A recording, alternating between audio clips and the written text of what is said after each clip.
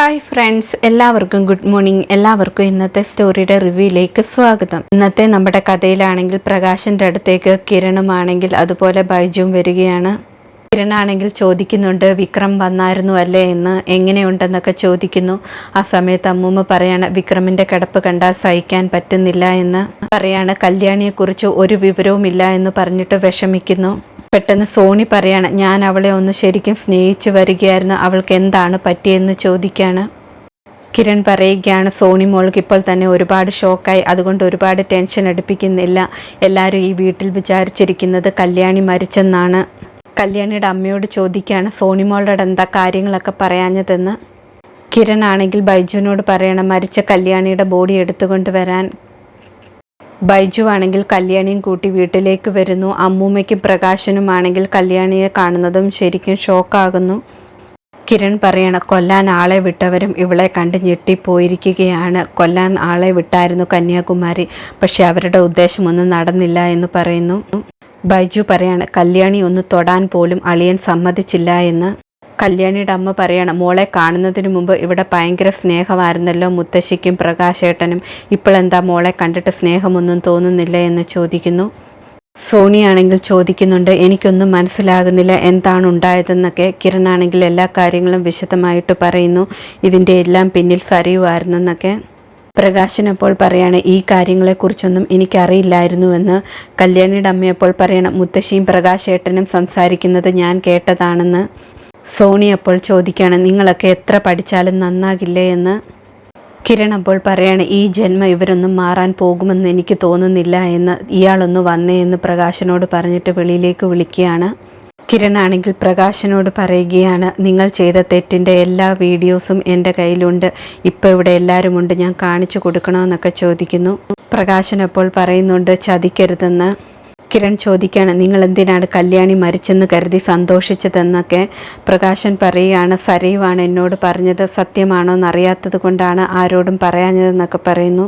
കിരൺ ചോദിക്കുകയാണ്, എന്നോടെങ്കിലും ചോദിക്കായിരുന്നല്ലോ എന്നൊക്കെ. ഇനിയും കല്യാണി എങ്ങാനും ദ്രോഹിക്കാൻ ശ്രമിച്ചാൽ വെറുതെ വിടില്ല എന്നൊക്കെ കിരൺ വാണിംഗ് കൊടുക്കുകയാണ്. കിരണും കല്യാണിയുമാണെങ്കിൽ വിക്രമിൻ്റെ റൂമിലേക്ക് ചെല്ലുന്നു. വിക്രമാണെങ്കിൽ കല്യാണിയെ കണ്ടിട്ട് ശരിക്കും ഞെട്ടിപ്പോകുന്നുണ്ട്. കിരൺ അപ്പോൾ ചോദിക്കുന്നുണ്ട്, നീ ശരിക്കും ഞെട്ടിപ്പോയോ? നീ കരുതിയോ കല്യാണി തിരിച്ചു വരില്ല എന്ന്? നിന്റെ അച്ഛൻ എല്ലാ കാര്യവും പറഞ്ഞു കാണുമല്ലേ എന്നൊക്കെ ചോദിക്കുകയാണ്. ഈ അവസ്ഥയിൽ കിടക്കുമ്പോഴെങ്കിലും കല്യാണിയെ ദ്രോഹിക്കണമെന്നാണല്ലോ നീയൊക്കെ ചിന്തിക്കുന്നതെന്നൊക്കെ പറയാണ്. ഇങ്ങനെ മാറാതിരുന്നാൽ ഇനിയും ഇതിൽ കൂടുതൽ ദൈവം ശിക്ഷിക്കുമെന്നൊക്കെ പറയുന്നുണ്ട്.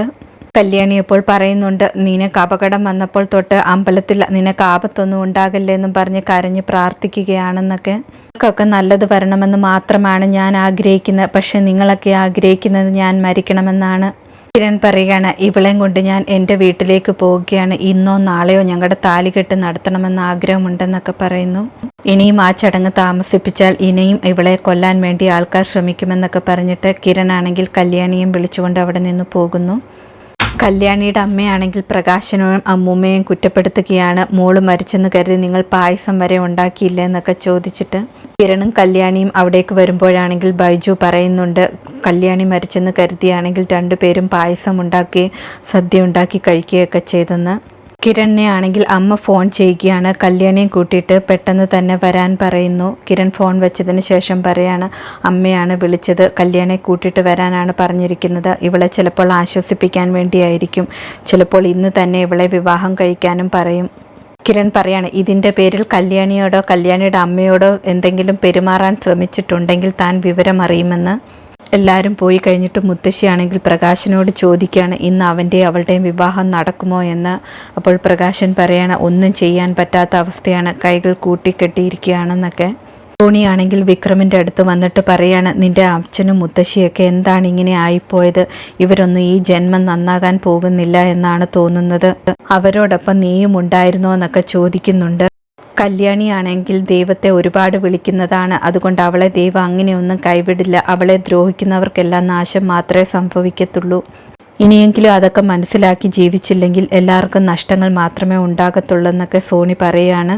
കരയുവാണെങ്കിൽ രൂപയുടെ അടുത്തോട്ട് ചെല്ലുന്നുണ്ട്. രൂപയാണെങ്കിൽ പറയുന്നുണ്ട്, നീ എൻ്റെ അടുത്ത് വന്നു പോയേക്കരുത്, എൻ്റെ അടുത്ത് നിന്ന് പൊക്കോണമെന്നൊക്കെ പറയുന്നു. സരി അപ്പോൾ പറയണം, ഞാൻ പോകത്തില്ല, ഞാനും അച്ഛനുമാണെങ്കിൽ കല്യാണിയെ കൊല്ലാൻ ശ്രമിച്ചതിനൊരു കാരണമുണ്ടെന്നൊക്കെ പറയാണ്. രൂപ പറയാണ്, എൻ്റെ ഏട്ടൻ ഇങ്ങനെയൊന്നും അല്ലായിരുന്നു, നീ വളർന്നതിൽ പിന്നെയാണ് സ്വാർത്ഥതയെല്ലാം കൂടിപ്പോയതെന്നൊക്കെ പറയുന്നു. പറയുവാണെങ്കിൽ രൂപയോട് പറയണം, കല്യാണി 1 വർഷമായിട്ട് നമ്മൾ കാണുകയല്ലേ, അവൾ ഇതുവരെ എന്തെങ്കിലും ആൻറ്റിയോട് ഒരു വാക്കെങ്കിലും സംസാരിച്ചിട്ടുണ്ടോ എന്ന് ചോദിക്കുന്നു. രൂപ അപ്പോൾ പറയണം, അതിൻ്റെ കാരണം നിനക്കറിയത്തില്ലേ എന്ന്. രൂപയുടെ പറച്ചിൽ കേട്ടിട്ട് സരി പറയാണ്, അതിൻ്റെ കാരണം എനിക്കറിയാം, പക്ഷേ ആൻറ്റിക്ക് അറിയത്തില്ല എന്ന്. ഇതോടെ ഇന്നത്തെ കഥ അവസാനിക്കുന്നു. പുതിയ കഥയുമായി വീണ്ടും കാണാം. താങ്ക്